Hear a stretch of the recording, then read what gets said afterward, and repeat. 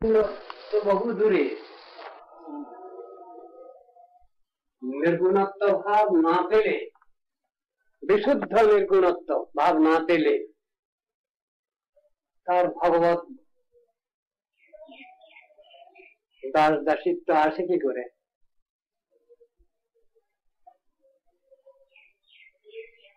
प्राकृत पुरुष आमी प्राकृत स्त्री आमी এই অভিমান যতদিন পর্যন্ত মানুষের আছে ততদিন পর্যন্ত নির্গুণ পরব্রহ্ম শ্রী রাধা শ্যাম সুন্দরের আরাধনা উপাসনা হয় কি বলো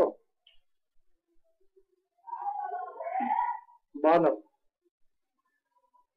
আমি প্রশ্ন করে রাখলাম তুমি উত্তর ঠিক করে আমাকে বলবে তুমি একই সঙ্গে বলছো তিনি সন্দীপনী গুরুর কন্যা সন্দীপনী গুরু তিনি কি ব্রাহ্মণ না তিনি নির্গুণ ব্রাহ্মণ বলো নির্গুণ ব্রাহ্মণ যদি তুমি বলে মানো তাহলে তার অধিকারটাও মেনে নেওয়া হবে कृष्ण तो निर्गुण वस्तु गुणातीत वस्तु मायातीत वस्तु तो निर्गुण यदि कृष्ण তাহলে তার গুরু হতে গেলে निर्गुण ভাব লাগবে না বলো পরম निर्गुण वस्तु যিনি গুণাতীত বস্তু যিনি তো তার গুরু হতে গেলে কি যোগ্যতা লাগবে তাকে নির্গুণ হতে লাগবে তাহলে নির্গুণ বস্তুর গুরু কি করে হবেন তিনি নির্গুণ বস্তুর গুরু সগুণ এটা তো বলা চলবে না থিওরি ভুল হয়ে যাবে নির্গুণ বস্তুর গুরু নির্গুণ বস্তু সুতরাং সেখানে সন্দীপনী গুরুর ব্রাহ্মণতা অপেক্ষা শুদ্ধ ব্রাহ্মণতা দ্যাট ইজ বৈষ্ণবতা এইটাই তো প্রধান কারণ তাকে যে কৃষ্ণ গুরুত্বে বরণ করছেন কি দেখে প্রাকৃত ব্রাহ্মণতা দেখে নয় তার নির্গুণত্ব নির্গুণ ব্রাহ্মণতা দেখে ওটা তিনি ব্যবস্থাটা নিয়েছেন निर्गुण ब्राह्मणत्व माने की वैष्णवत्व এই বিচার ভুললে চলবে না ফ্যাক্টস একরকম হচ্ছে কিন্তু তার ভিতরে বিচারটা কি তত্ত্ব সিদ্ধান্তটা কি সেটা তো বুঝতে হবে যে পর্যন্ত আমাদের প্রাকৃত অহমিকা আছে প্রাকৃত বন্ধন দশা আছে প্রকৃতির সত্তরজতম গুণে বদ্ধ আছি আমরা সে পর্যন্ত আমরা নির্গুণ পরব্রহ্ম ভগবান শ্রী বিনোদ বিহারী শ্রী রাধা বিনোদ বিহারী শ্রী রাধা শ্যাম সুন্দরের উপাসনা কি করে করতে পারি নির্গুণতা ভাব না পেলে শুদ্ধ বিশুদ্ধ নির্গুণতা না পেলে বিশুদ্ধ নৈর্গুণ্য ভাব না পেলে আমরা অপ্রাকৃত চিল্লীলা মিথুন শ্রী রাধা শ্যাম সুন্দরের সেবা কিরূপে লাভ করতে পারি বলো না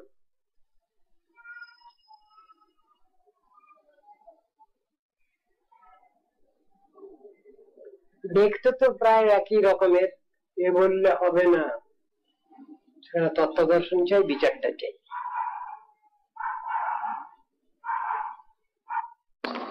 প্রাকৃত জড়াভিমান যদি থাকে আমি বাউল সুতরাং আমি সম্মান বেশি পাওয়ার অধিকারী সেখানে ভগবান তো শত যোজন দূরে বলো না বলো না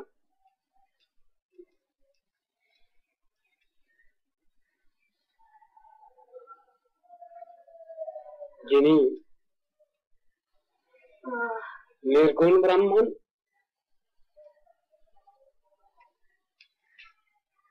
তিনি হলেন ভগবত ভক্তির অধিকারী। তিনি ভগবানের প্রিয়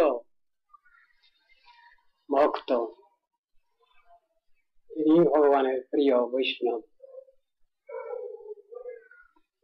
যিনি বিষ্ণুর প্রাধান্য দিচ্ছেন, নির্গুণ শ্রীকৃষ্ণের প্রাধান্য দিচ্ছেন, তিনি হচ্ছেন ভগবত ভক্ত, তিনি হচ্ছেন নির্গুণ বৈষ্ণব। এই পর্যন্ত থাক, আর বেশি বললে তোমার আবার মাথাটা তো বেশি ঘুরছে না আজকাল। এই পর্যন্ত তুমি চিন্তা করো।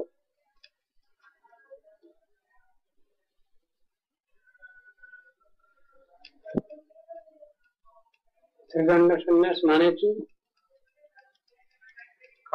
মহারাজ কায় মন বাক্যকে দণ্ডিত করে যিনি হরিগুরু বৈষ্ণব সেবা করবেন সংকল্প করেছেন, নিযুক্ত করছেন, তিনি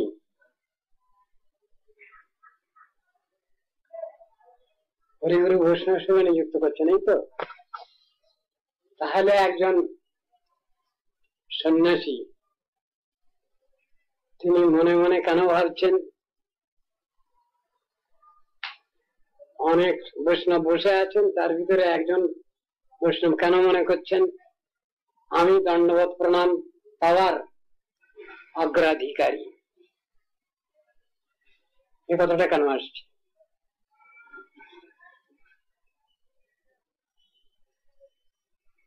কায় মন বাক্যকে দণ্ডিত করে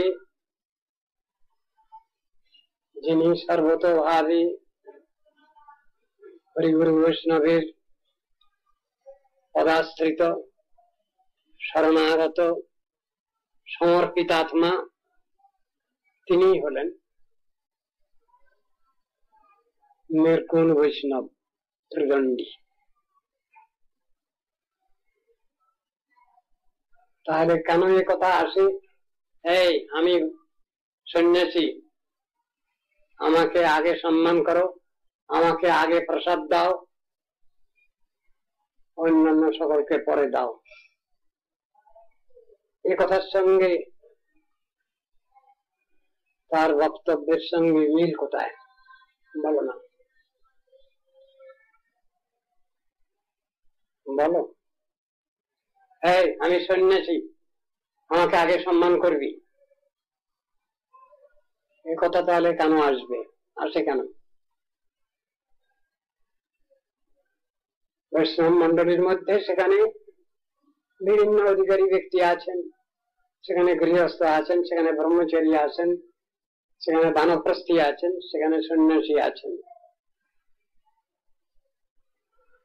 তা সন্ন্যাসী যদি হন ত্রিদণ্ডী, কায় মনোবাক্যকে দণ্ডিত করে যিনি হরিগুরু বৈষ্ণব সেবাই সম্পূর্ণভাবে নিযুক্ত হয়েছেন,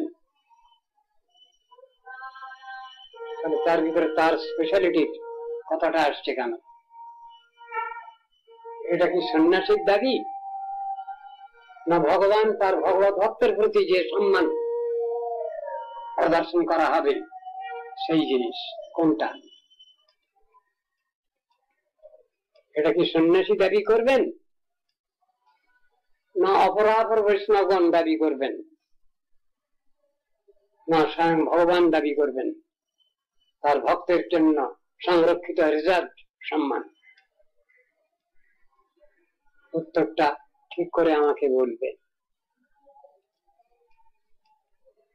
আমি তো বৈষ্ণব বুদ্ধি হইলে অমানি না হব আমি, প্রতিষ্ঠা শাসী হৃদয় দূষিবে হইব নিরয়গামী।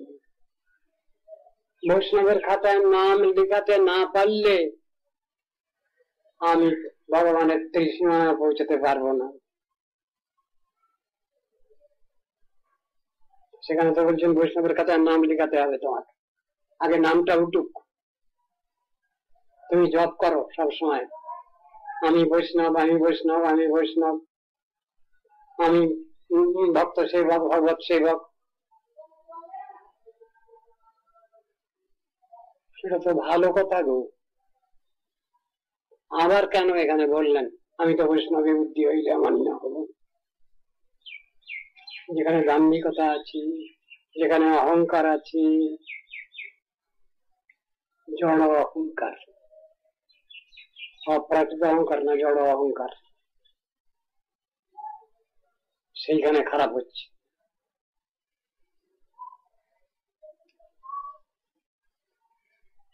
প্রতিষ্ঠা সাহসী হৃদয় দোষীকে ওই মানে রয়াগান।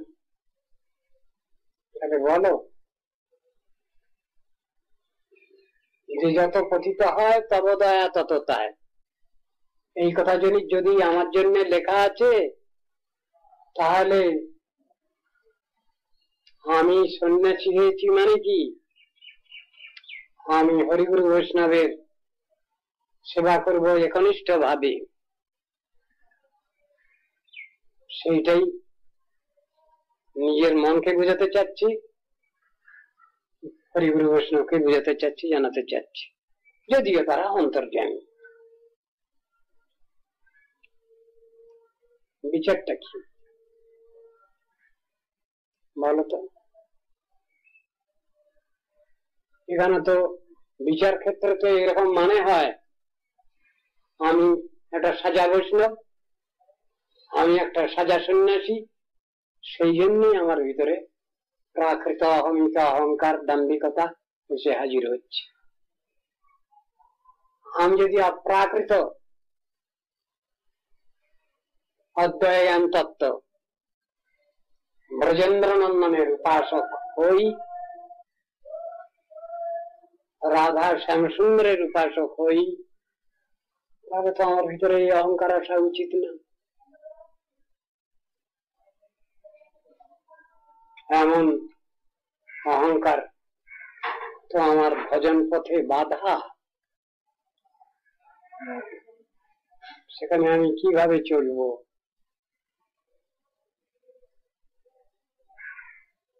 যখনই আমি অহংকারী হয়ে পড়লাম, দাম্ভিক হয়ে পড়লাম, দর্পী হয়ে পড়লাম, অভিমানী হয়ে পড়লাম, তখনই তো আমার সব সেবকত্ব, সব বৈষ্ণবত্ব সবই চলে গেল। যে মুহূর্তে আমি গুরু বৈষ্ণবের প্রাপ্য, ভগবানের প্রাপ্য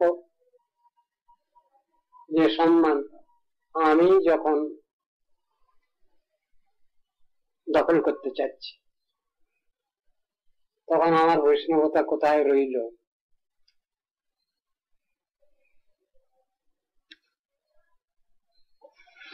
তাই শিষ্য তব থাকিয়া সর্বদা না লইব পূজাকার, এই প্রতিজ্ঞা যদি আমার না থাকে, তাহলে আমার বৈষ্ণবতা রক্ষা হয় কি করে? আমার সন্ন্যাসিত্ব রক্ষা হয় কি করে? আমার ভক্তত্ব, সেবকত্ব রক্ষা হয় কি করে বলো?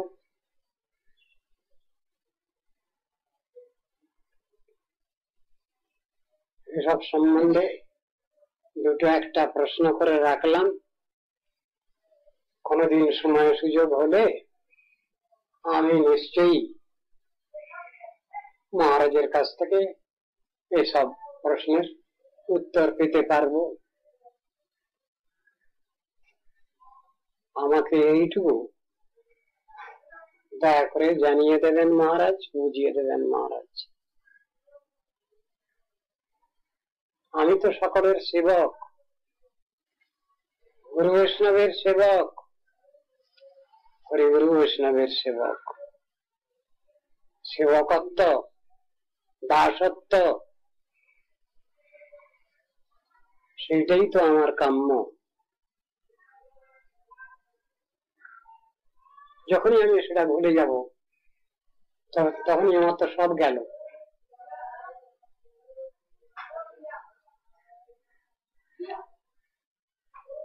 আমি তো বৈষ্ণব বিবুদ্ধি হইলে অমানি না হব আমি। প্রতিষ্ঠা আসি হৃদয় দোষী রে হইব নিরায়গামী। আমার পক্ষে যেটুকু বিধি ব্যবস্থা সেটুকু তো দয়াল গুরু বৈষ্ণব তারা তো করে রেখেছেন। ভগবান তো সব বিধি ব্যবস্থা সব রেখে দিয়েছেন, তার কর্তব্য দায়িত্ব তিনি পালন করছেন। আমি আমার যে কর্তব্য দায়িত্ব সেটুকু কতটুকু পালন করছি হরিগুরু বৈষ্ণব সেবার ক্ষেত্রে, এটুকু আলোচনার বিষয়। এইটুকু আমাদের বিশাল নিকাশের প্রয়োজন। তা আমি মহারাজের কাছে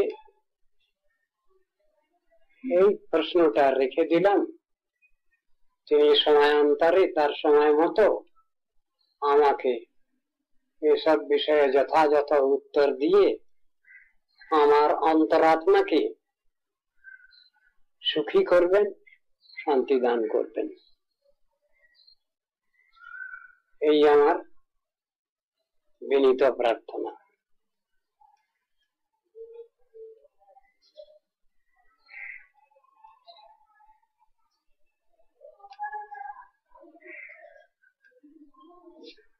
আমার স্বরূপ নিয়ে তো আমি বসে আছি, সে স্বরূপ মাঝে মাঝে কি বদলে যায়, কখনো বদলায়। আমি সেই স্বরূপেই প্রতিষ্ঠিত থাকবো সবসময় একইভাবে। স্বরূপ এবং স্বভাব দুটোই তো একই থাকবে, একই রকম থাকবে, এদিকে হবে না তো। স্বরূপঞ্চ স্বভাবঞ্চ, এই জিনিসটা তো একই, এটা তো বদলাবে না কখনো। আমি জানতে চাই, বুঝতে চাই, শিখতে চাই তত্ত্ব দর্শনটা কি, আমাকে বুঝিয়ে দাও বৈষ্ণব ঠাকুর।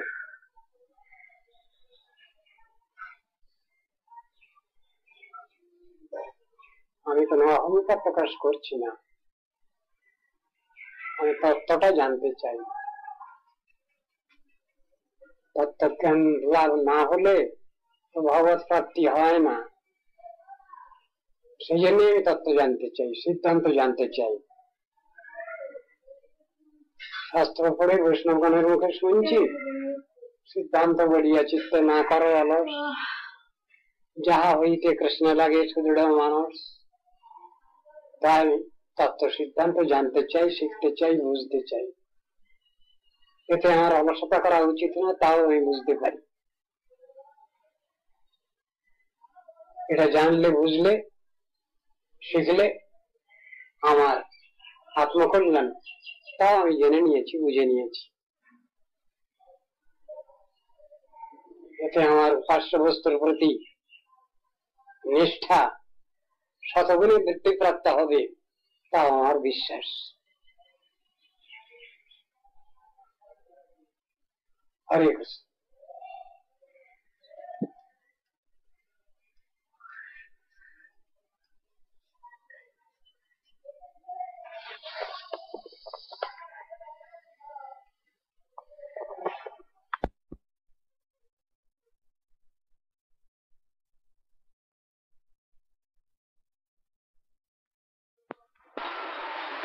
যারা এ করছে তারা প্রাকৃত বিচার নিয়ে করছে, ঠেলাঠেলি করছে।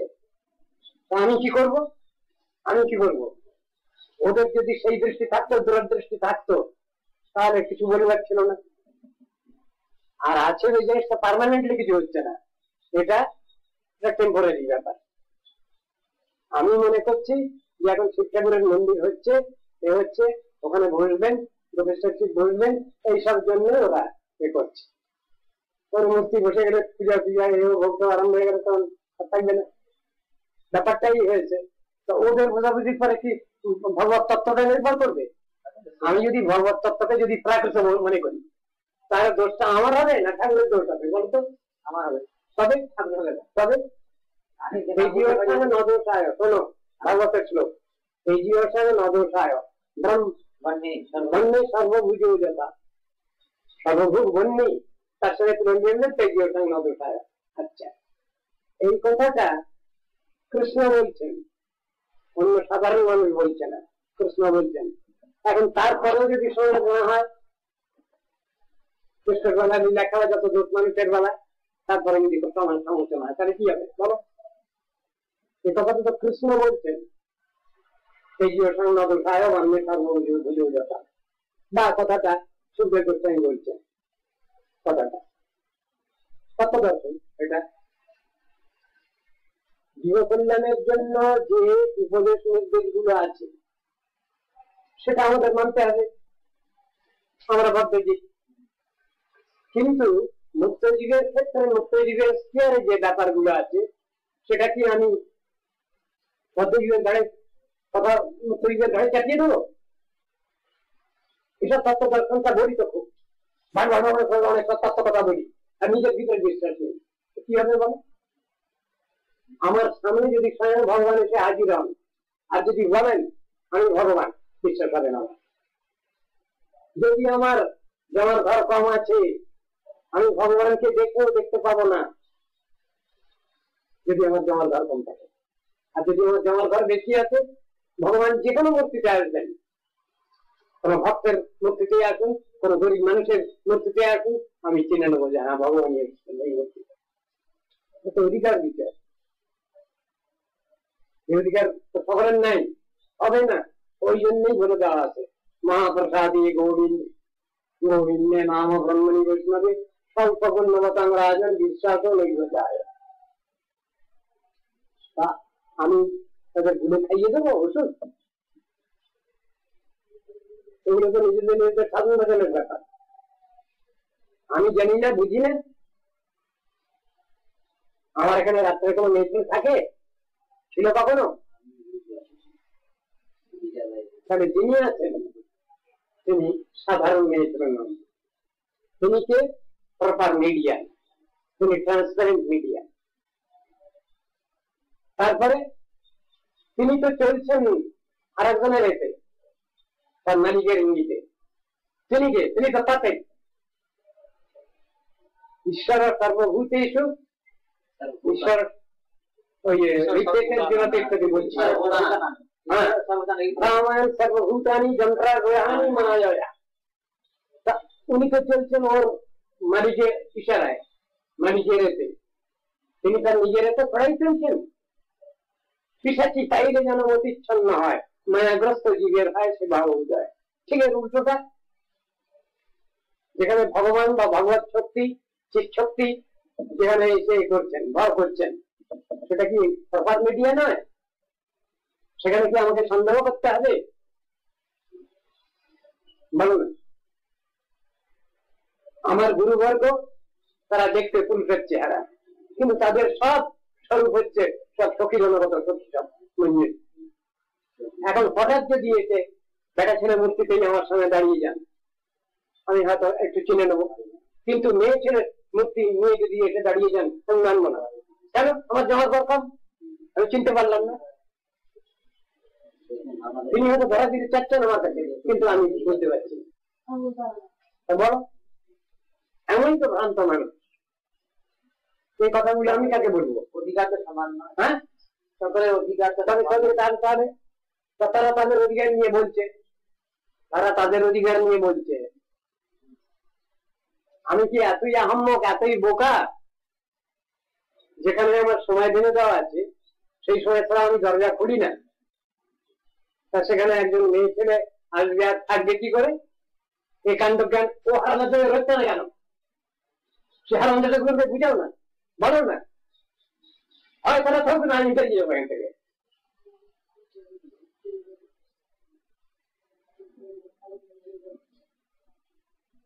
বেশি বুঝে গেছে না? আমি বুঝি না, নীতি আদর্শ বুঝি না। আমি এখানে একটা পাপেট বসে আছি।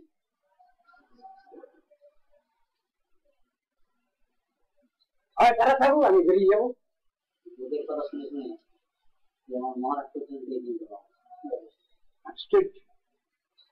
সামান্য বিষয় নিয়ে যারা চেষ্টা, একটা সাধারণ মেয়ে ছেলে কেন আমার এখানে আসতে পারে অসময়ে?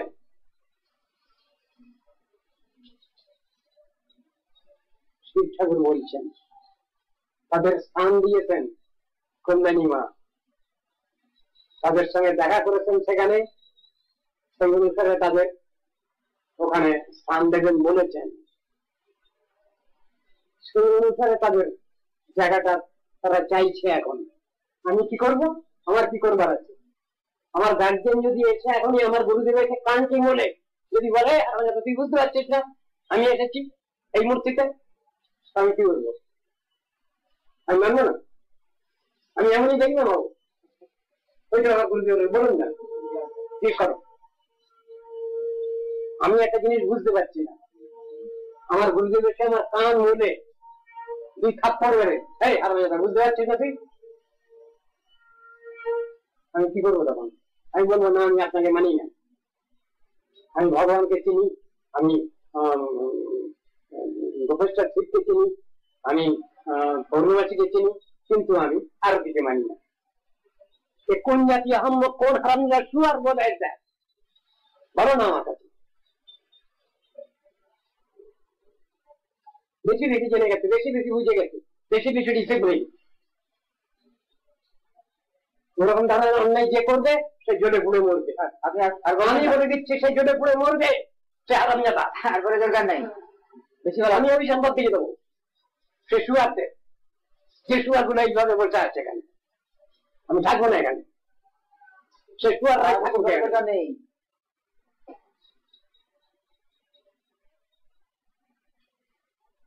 সব বুঝে গেছে, সব জেনে গেছে, সব মাতব্বরি সবটাতেই। ছেলে মানুষ তোরা, ছেলে মানুষ শুয়ারের বাচ্চা গুলা। আমার গুরুর গুরু, আমার উপরওয়ালা গুরুর গুরু মুখে উপদেশ বেড়ায়, উপদেশ মারবে বেড়ায় খুব, আর নিজেরা নিজে কিছু বুঝতে পারে না। নিজেরা তত্ত্ব দর্শন নেই, সব জায়গায় যদি প্রাকৃতিক দর্শনে সবটা হয় না, যেগুলো দেবো না সব জায়গায় প্রাকৃতিক দর্শনে হয় না সব। আমি একবারে এতই একবারে দেখুন আর বেইমান আর তারা বেশি ডিসিপ্লিন শিখে গেছে, বুঝে গেছে না।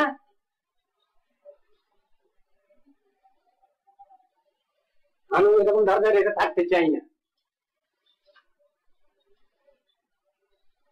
সব আরাম দেখার দল এগুলো বৈষ্ণবকে মানি, বৈষ্ণবকে মানছে না। আমি ভগবানকে মানি, আমি শিব ঠাকুরকে মানি, আমি বৈষ্ণবকে মানি না। এটার কথা হলো শুয়ার নাই গুলো, হারামজাদা নাই গুলো, বেইমান নাই গুলো, বাজে যত সব। গুরুদেব বোঝেন না, তিনি অবুঝ, তিনি উল্টো পাল্টা কাজ করছেন। কান ধরে সবগুলো এখান থেকে বের করে দেবো যারা আমার কথা না শুনবে। আর যদি আমি না পারি আমি নিজে বেরিয়ে চলে যাবো। থাক তোরা,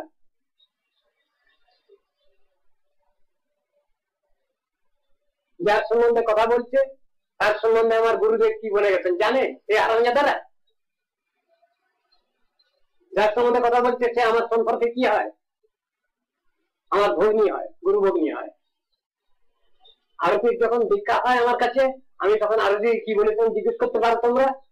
আমি আরতিকে কি বলেছিলাম? তুমি আমার গুরু ভগ্নী। কিন্তু দীক্ষা বলে যে একটা সংস্কার আছে, ইয়ে আছে, আমি বাধ্য হয়েছি তাই তোমাকে আমি মন্ত্র দিচ্ছি, কিন্তু তুমি আমার গুরুদেবের শিষ্য। বলেছি কিনা জিজ্ঞেস করো না, বসে আছে তো আর বলুক না, সঙ্গে বসে আছে বলুক। আমি বলেছি কিনা তাকে এই কথা? তারা কেন এটা মনে করছে? তাকে একটা সাধারণ মেয়ে ছেলে মনে করছে কেন? তারা তাদের গুরুভূমি বলে ভাবছে কেন? ওটা একটা প্রপার মিডিয়া।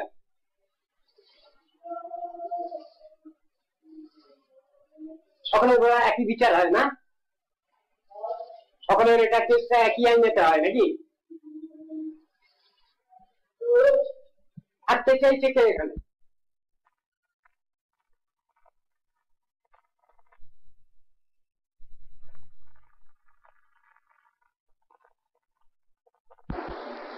গৌণ হচ্ছে আর কি। কেন? মিডিয়া। তো মিডিয়া কি খারাপ হলে সেখানে ভগবান আসবেন না ভগবত ভক্ত আসবেন? এটা কাণ্ড গ্রান্ট, ওগুলোকে কান বলে ধরে শিখাও না, ওগুলো যেগুলো এগুলো শিখছে না। আর ওরা থাকবে না, আমি থাকবো, আর না ওরাই থাকবো, আমি বেরিয়ে যাবো এখান থেকে। আরামদায়ী সবসময়।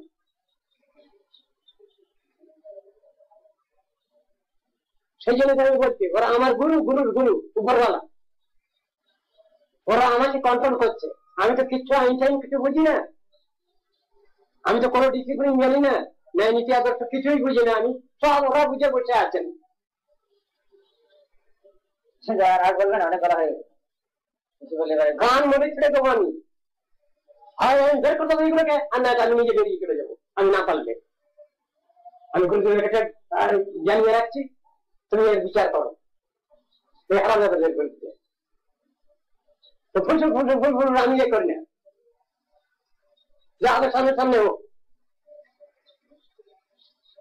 আর আমাদের যারা আইন শিখেছে,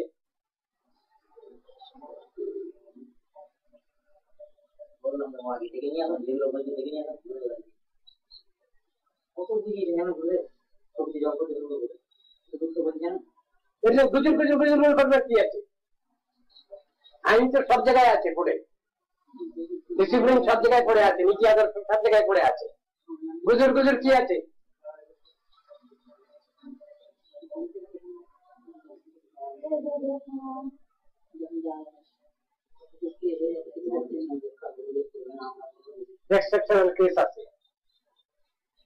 একদিন আমারই একটা মেয়ে, সে বহু দূর থেকে এসেছে কলকাতার মধ্যে, তখন আমরা ভাড়া বাড়িতে আছি, ওই এর বাড়িতে ভাড়া বাড়িতে চারতলায়, ওটা 3 টাকা, সেখানে আছি। একটা মেয়ে সে এসেছে আমাকে দেখতে, এসেছে রাত হয়ে গেছে, আর তারপরে ওর সঙ্গে কথা বলতে বলতে হয়ে গেছে রাত 9টা। সে কোথায় যাবে? আর কোনো ঘর নেই, একখানেই ঘর আমাদের।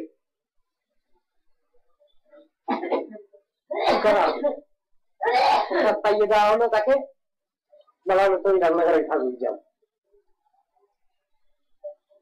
তোমাকে বেরোতে দেবো না, বাইরে থেকে তাড়াতাড়ি দিয়ে দিলাম, যাও। দুপুর হলো, সে উঠে বেরিয়ে বাড়ি চলে গেল। আমার দোষ হয়েছে? আমি সেই রাত্রে রাত 10টা 11টা আমি মেয়েটাকে ছড়িয়ে দিতে পারবো? এসেছে সে এর থেকে, বনগা থেকে। এগুলো এক্সেপশনাল কেস, ম্যানেজ করতে হয়, সিচুয়েশন ম্যানেজ করতে হয়। তো এই হারামজাদারা এখানে যেগুলো আছে না, এগুলো সবগুলো আহম্মক, সবগুলো খাজারাম, সবগুলো অবস্টিনেট, সবগুলো ইনসোলেন্ট, অ্যারোগেন্ট, আমি বলবো 1000 বার। আইন শিখেছে ওরা না, সব শিখেছে, এই বুদ্ধি হয়েছে, বহু জেনে বহু বুঝে এই বুদ্ধি হয়েছে। বিদ্যা বাড়িতে যায়, বৃদ্ধিপ্রাপ্ত হয় আর বাড়িতে যায়। হারামজাদার দল এগুলো, অত্যন্ত অবুঝ, অত্যন্ত অবস্টিনেট, গোমার, হারামজাদাগিরি সবসময়।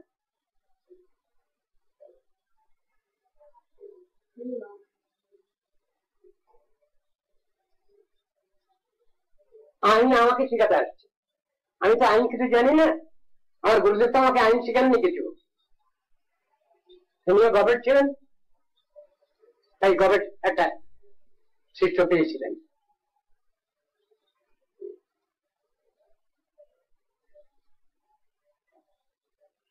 বড় বেশি বুঝদার, খোদার পরে খোদগিরি, গুরুর পরে গুরুগিরি, বদমাইশ কতগুলো।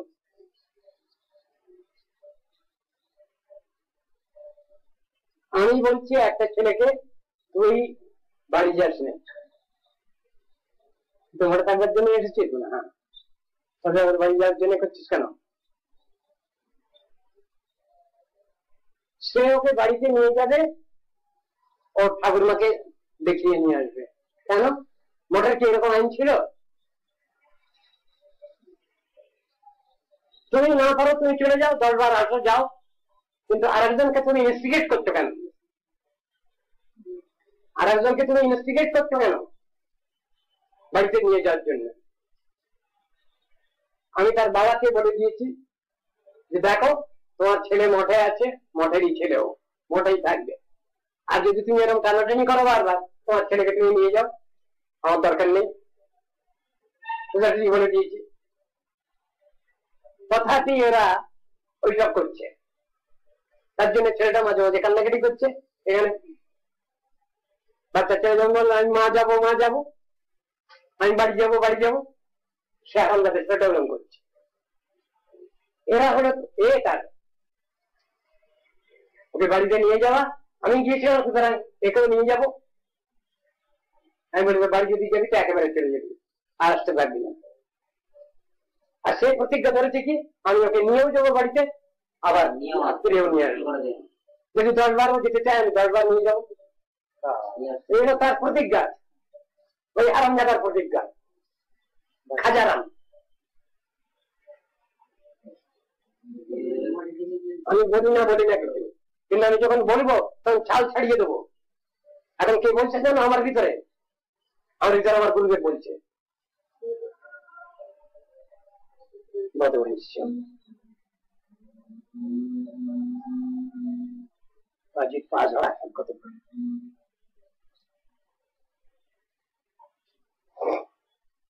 আমি যেটা বলবো সেটা ঠিক উল্টো করবে, তার ঠিক উল্টোই করা চাই। এটা হলো তার গুরু সেবা। আমাকে গুরু বলে না মানিস,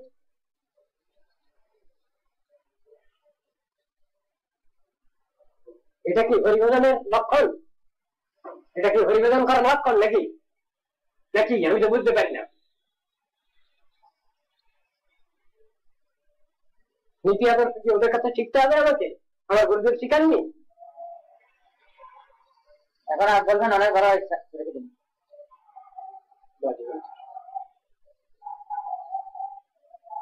আমি যা বলবো ঠিক তার উল্টোটা তার করার চাই। সেটা হলো তার সেবা, যেটা হলো তার মঠে থেকে সেবা।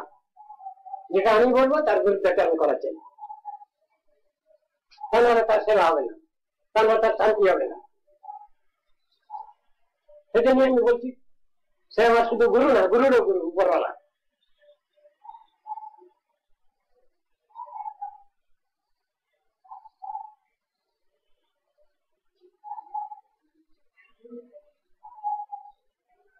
কেউ কিচ্ছু বোঝে না, এই কয়েকজন সব বুঝে বসে আছে। আমি তো কিছু ডিসিপ্লিন জানি না, আমি তো জানি না কিচ্ছুই। আমার ঘরে এখানে যে সময় লেখা আছে সেই সময় সবাই অন্য মেয়ে ছেলে আছে এখানে একে, আমি কিছু বুঝলাম না, নীতি আদর্শ কিছুই বুঝলাম না। আমি যাকে দেওয়া হয়েছে তিনি কে? তুমি তো ঠিক ঠাকুর, তার মন্দির হচ্ছে, তিনি নিজেই বলছেন আমার মন্দির হচ্ছে, আমার মূর্তি প্রতিষ্ঠিত হবে, আমি দেখে যাব। মিডিয়া যে ভগবান আসছেন কাকে ভক্তকে আশ্রয় করে, তার মিডিয়াকে অস্বীকার করবো আমি?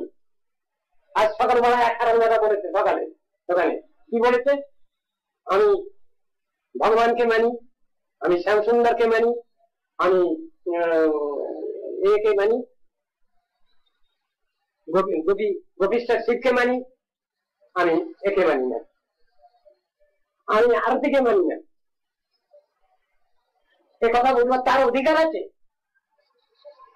আমি ভগবানকে মানি, আমি ভক্তকে মানি না, আমি ভগবানকে মানি, আমি বৈষ্ণব মিডিয়াকে মানি না, যাকে তাকে আশ্রয় করে আসে।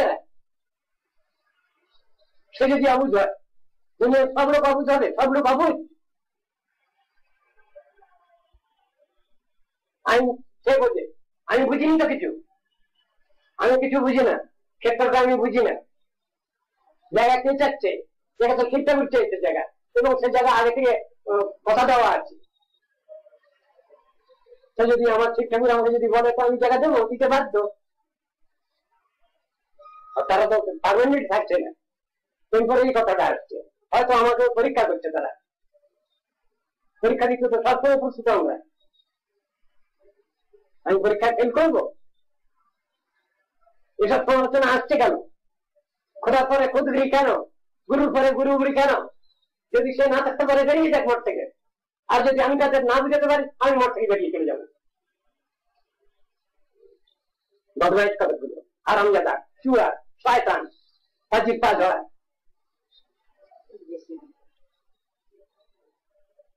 আমি শিখাচ্ছি আমাকে, নীতি আদর্শ শিখাচ্ছি। এখানে আর দিকে খাই দেওয়া হয়নি, খাই দেওয়া হয়েছে শিব ঠাকুরকে, খাই দেওয়া হয়েছে পূর্ণমাসীকে।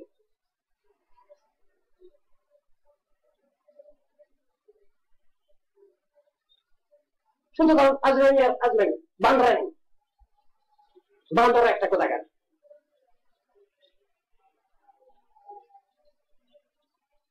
আমি সেখানটার অনুগ্রহ নিগ্রহের ছাত্র, বুঝতে পারছেন? আমার অনুগ্রহকারী বসে আছেন এখানে, সে আমার অনুগ্রহকারী নয়, পাজির পা ছাড়া একটা বদমাইশ। সকালবেলাই বলেছে এখানে, আমি রাধা শ্যামসুন্দরকে মানি, আমি রাধা গোবিন্দকে মানি, আমি রাধা বিনোদ বিহারীকে মানি, আমি সদাশিবকে মানি, আমি একে মানি, গোপীশ্বর শিবকে মানি, আমি আরতিকে মানি না। এই বলবার তাকে অধিকার কে দিয়েছে?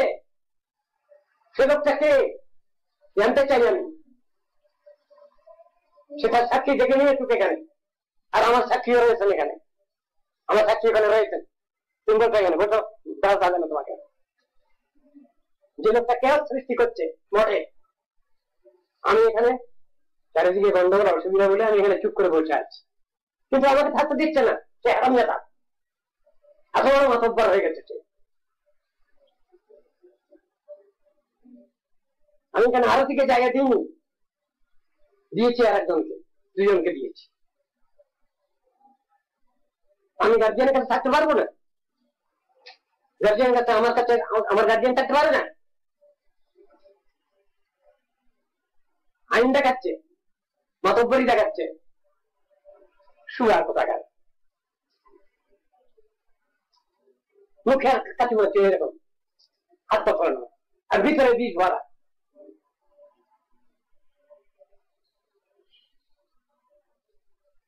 আমার উপরে হয়ে গেছে, আমি কিছু বুঝিনি তো। আমার গুরুদেব কিচ্ছু শিখায়নি আমাকে।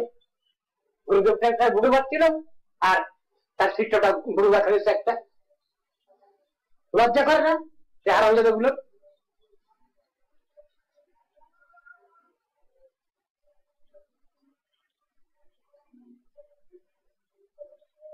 আপদ যেতে চেয়েছিল সে সময় বাধা দিয়েছে কেন?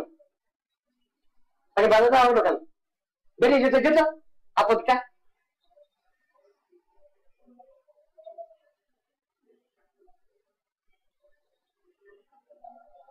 একটা ছেলে বেরিয়ে যাওয়ার সঙ্গে সে বাড়া বেরিয়ে যাচ্ছিল, তখন আটকে রাখলো কেন তাকে?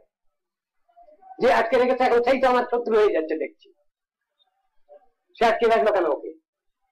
আপদ বিদায় হয়ে যেত সেই দিনই।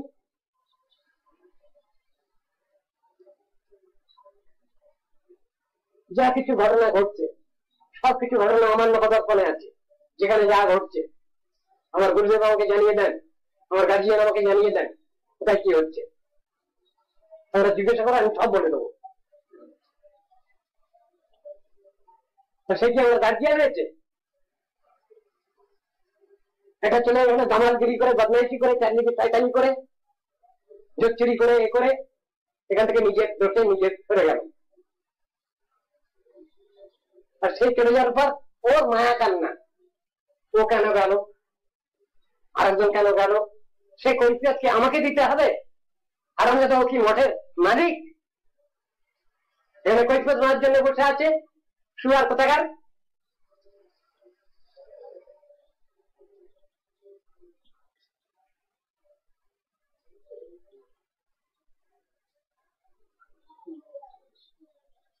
কাল বোধহয় নাকি পরশুদিন হঠাৎ রান্নাঘরে গেছে শিব ঠাকুর।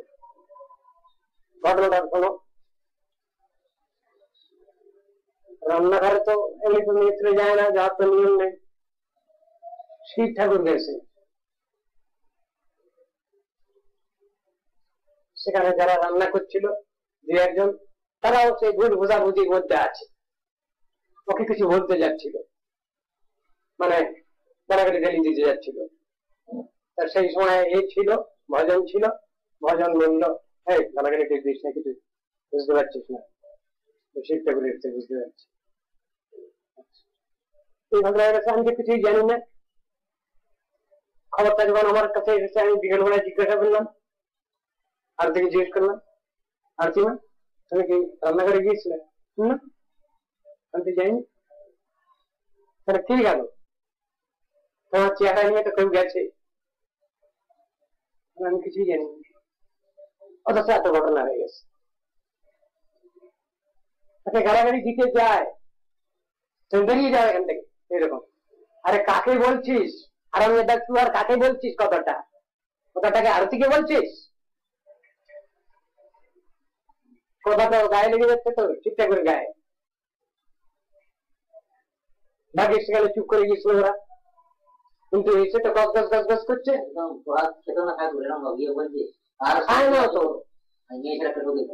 একবেলা দুটো কোনো করে খাবে না, খায় না, তাহলে আমার খাওয়ার দরকার নেই, তোমাদের মতো খিদে নেই আমার। এই সমস্ত জিনিসগুলো যদি না বোঝে, আমি কি করবো? আমার করবার কি আছে? আমার উপর গুরুগিরি করছে, আমার থেকে এরা বেশি বোঝে, বেশি জানে, এরা ডিসিপ্লিন বেশি মানে। অদ্ভুত কথা, আমি এমনই আহম্মক একটা, সব ভুলে গেলাম, আমি জানি না। আমার ঘরে যখন তখন মেয়ে ছেলে আসে না, কোন লোক আসে না, লেখা আছে আইন, সেই অনুসারেই আছে। হঠাৎ কোনো কাজের জন্য যদি কোনো ছেলে এসে গেল কাজের জন্য, ঠিক আছে, হয়তো কেউ ঢুকে গেল, কিন্তু তো আইন করা আছে। সেইখানে একটা মেয়ে ছেলেকে আমি আশ্রয় দিচ্ছি, আমি এমনই আহম্মক। খাজারাম কতগুলো এটা জুটেছে, খাজানি, শুধু শুধু খাজানি, আর কিছু না।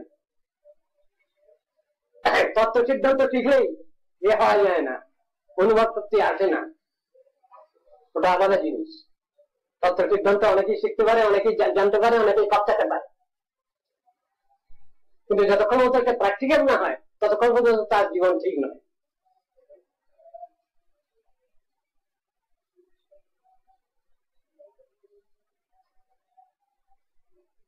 সব জিনিসটাকে একই রকম মনে করে, সব জিনিসটা একরকম নয়।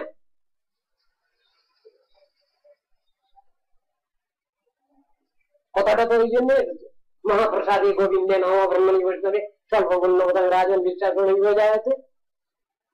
জমার কম, কি করে বিশ্বাস আসবে তার? মহাপ্রসাদে ব্রহ্মবন নির্বিকার, কি করে বিশ্বাস হবে ভগবানে? কি করে বিশ্বাস হবে নবব্রহ্মে? কি করে বিশ্বাস হবে তার বৈষ্ণবে?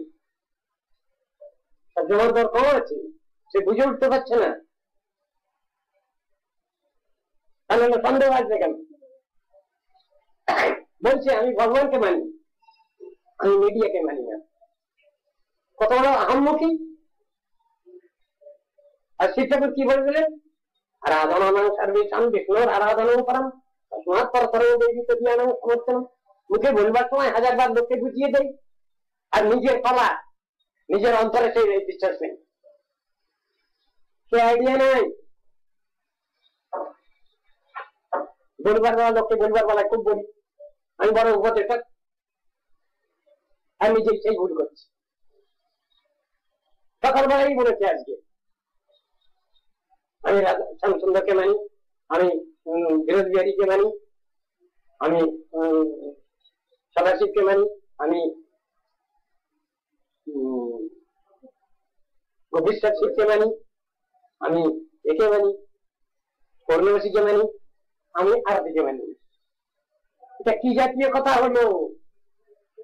আরতি যদি মিডিয়া, তাহলে আমি মিডিয়াকে মানি না, তার মানে আমি গুরুকে মানি না, বৈষ্ণবকে মানি না, আমি ভগবানকে মানি। এর যদি উল্টো করে বলা হয় আমি ভগবানকে মানি, গুরু বৈষ্ণবকে মানি না, আবার এর যদি উল্টো করে বলা হয় আমি গুরু বৈষ্ণবকেই মানি, ভগবানটা আমি চিনি না, বুঝি না, থিওরি ভুল হবে কিনা? অত্যন্ত বেশি বাড়াবাড়ি করলে না এই অবস্থা।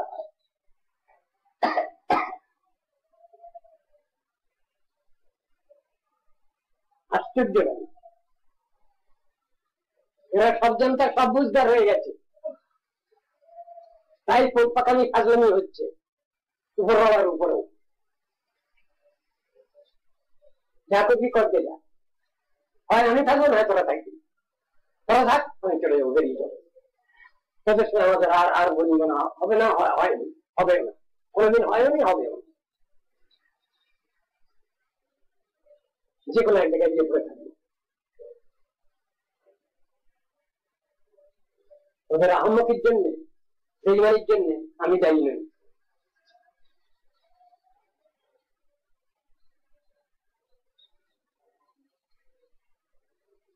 মেয়ে ছেলে কতবার বললো শিক্ষাকে যে ওরে বেটা ছেলেটা একজনই কৃষ্ণ, আর সবই তো মেয়ে ছেলে, তবে ফাজলামি করছো কেন, তবে ফাজলামি করছে কেন, আর ঘরের এক কোনার দিকে বসে।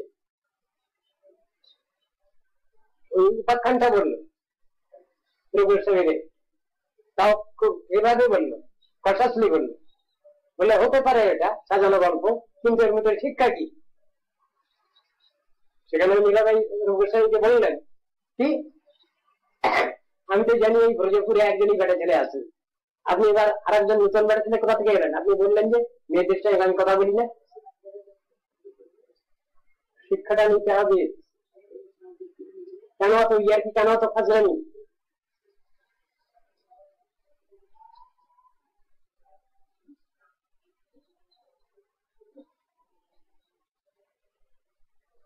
সব মেয়ে ছেলে সমান।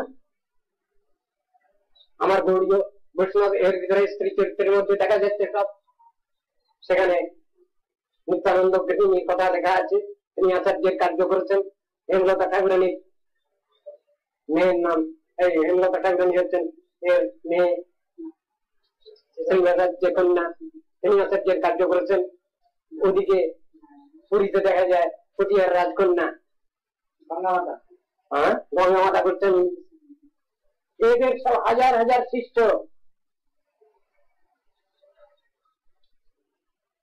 সব মেয়ে ছেলে সমান না। মেয়ে ছেলে মার্কা হয়ে গেলে সব খারাপ হয়ে গেল, তার ভিতরে আর বাছাবাছি নেই। গৌরী বৈষ্ণব, বৈষ্ণবদের কত বৈষ্ণবী আছেন, সীতা ঠাকুরানী আছেন, শ্রীবাদ পণ্ডিতের স্ত্রী আছেন, সব সমান বোধ হয়। আজরামি বেশি পাকামি করতে গেলে যা হয়, 12টা বিজে গেছে, তোরা থাকবি হয়, আর না আমি থাকবি, আমি সরে যাবো, করতে না। কত তোরাই সিদ্ধান্ত, তত্ত্ব সিদ্ধান্ত বুঝেছিস, আর কত আমি দেখবো।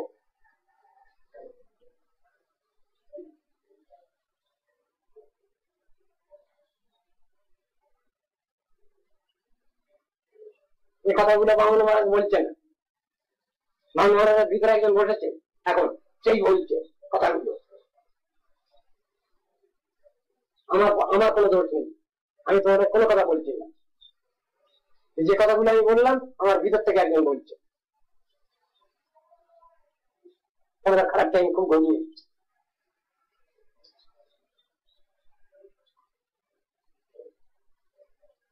আমি তো ন্যায় অন্যায় কিছু বুঝি না, তো আমার গুরুদেব তো কিছু শিখান নেই, বুঝাননি। আমি তো অন্যায় করছি, উল্টো পাল্টা করছি। আমি একটা মেয়ে ছেলেকে এখানে আশ্রয় দেয়নি, আমার উপর হবা তাকে এবং তাদের আশ্রয় দিয়েছি আমি, এবং তাদের কথানুসারে যে কথা হয়েছিল, কল্যাণী মা যে কথা বলে এসেছিল বৃন্দাবনে, সেই অনুসারে তদনুসারে শিব ঠাকুর এখানে এসে বলছেন যে আমাকে তো এখানে জায়গা দেবে বলেছিল। আমি তখন বললাম তোমাকে জায়গা দেওয়ার তো ব্যবস্থা হচ্ছে, তো বললে এখন থাকবার আমার কাছে জায়গা নেই। নিচে সবসময় কেমন ওরা ঝগড়া করে, কোলন করছে, সেজন্য আমি উপরে ঘর চাই, আর উপরেই ঘর দেওয়ার কথা ছিল। টেম্পোরারি ব্যাপার, আমি কি একটা সাধারণ মেয়ে ছেলেকে আশ্রয় দিলাম? এই ঘরটাই দিয়ে, ওই ঘরটাই নির্দিষ্ট করে ওই ঘর চেয়েছে। আমি অন্য ঘরের কথা বলেছি, তার রাজি না। ওই কোন ঘরটা বলেছিলেন, ওই ঘরটাই চেয়েছে। কেউ কেউ বলে পুরো ওরা যে টাইম ঢুকতে দেবে না, আমার উপর কম লেগে যায় জানেন, ঘুমায় ফোন লেগে যাচ্ছেন, যে লোকটা আছে সে লোকটা সারা রাত তো ঘুমায় না, খায় না, 24 ঘন্টা ঘুমায় না, খাওয়ারও কোনো বেলাই নেই। জাদু করছে নাকি, পায়খানা করছে। এদের যখন এই অবস্থা হবে তখন এই হারামজাদারা তখন কি বলবে, ওই পাগলের পাগল তো হতে পারেনি, তাই তো ওই দুরবস্থা। এগুলো কিসের গরম? তত্ত্ব সিদ্ধান্ত জানবার গরম নাকি? ভগবান কিছু উল্টোপাল্টা না করে নেবে, কিন্তু ওদের যখন অবস্থা হবে তখন কি বলবে? তখন খারাপ করে বার করে দেবে। যাকে পাগলামিটা পেয়ে বসেছে তাদের কি কি গতি আছে? সত্যি যদি তারা ভগবানের নামে পাগল হয়ে কানতে থাকে, হাসতে থাকে, নাচতে থাকে, কি অবস্থাটা? তারা নিজেদের কথা ব্যাখ্যা করতে পারবে? অপরের বেলায় সমাজে, অপরের বেলায় হাঁটি চাটি, নিজের বেলায় ডাক্কা পাটি।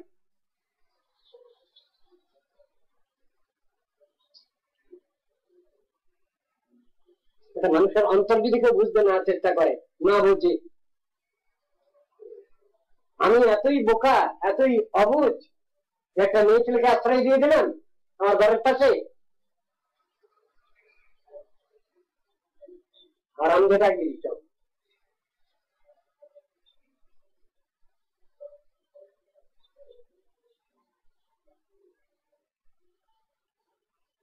তোর বিশ্বাস নেই, তোর অবিশ্বাস, তোর অবিশ্বাসের জন্য সকলের বিশ্বাস দায়ী হবে?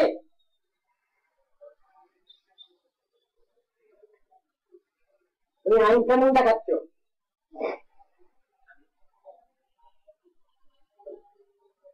মাঠে মেয়ে থাকে না,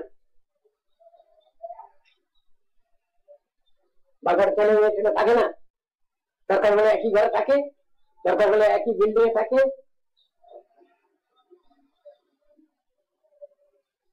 আইন দেখাচ্ছে, আইন শিখাচ্ছে, বলো যারা নীতিবাদী, নীতির মুখে কচু, নীতি শিখেছে।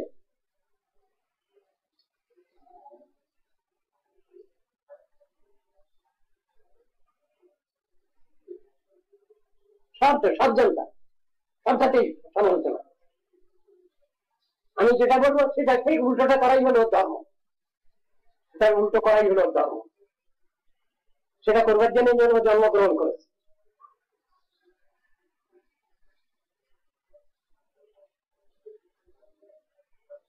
আমি বললাম যে বাদ প্রতিবাদ করিস না, এই বিষয়ে বাদ প্রতিবাদ করলে খারাপ হবে, তুই পেরে উঠবি না নারায়ণগঞ্জের সঙ্গে। শুনলো না আমার কথা, সেই চিঠির পর চিঠি এদিক ওদিক উল্টো পাল্টা করতে লাগলো। পজিশন।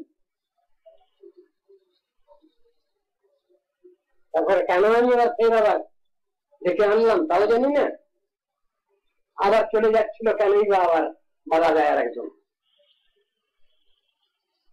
মানে আমি যা করছি সবটাই ভুল করছি, উনি ধর্মাবতার, ধর্ম সাক্ষী, উনি সকলের সব বিচার করে দিচ্ছেন। কেন এখান থেকে বেরিয়ে গেল? একটা ছেলে ছিল জানো এখানে, তার নাম হলো রমেশ। সে কি করছিল জানো এখানে? সেখানে ভিক্ষা যাচ্ছিল, বহু টাকা জমাচ্ছে, বহু করছে, লোককে টাকা দাদন দিচ্ছে, গৃহস্থের বাড়িতে টাকা রাখছে, ব্যাংকে টাকা রাখছে, এসব করছে। যখন ধরা পড়লো তখন হ্যাঁ হ্যাঁ আমি রেখেছিলাম। কি তোমার বৈষ্ণবতা, কি তোমার বক্তব্য, কি তোমার বক্তব্য? তারপরে কনস্পিরেসি কি করেছে এখানে, এই মহারাজের, গোবিন্দ মহারাজের যখন মাথা খারাপ হয়েছিল, তো বছরে বছরে ওটা হয়, এবার এর কৃপাতে ওটা হবে না, বছর বছরই এই টাইমটায় হয় রাজারাই। সেখানে ও গিয়ে পরামর্শ করেছে, নবদ্বীপে গিয়ে কর্তাদের সঙ্গে পরামর্শ করেছে। তা কর্তারা বলেছেন হ্যাঁ যতদিন পর্যন্ত মহারাজ আছেন ততদিন কিছু করা যাবে না,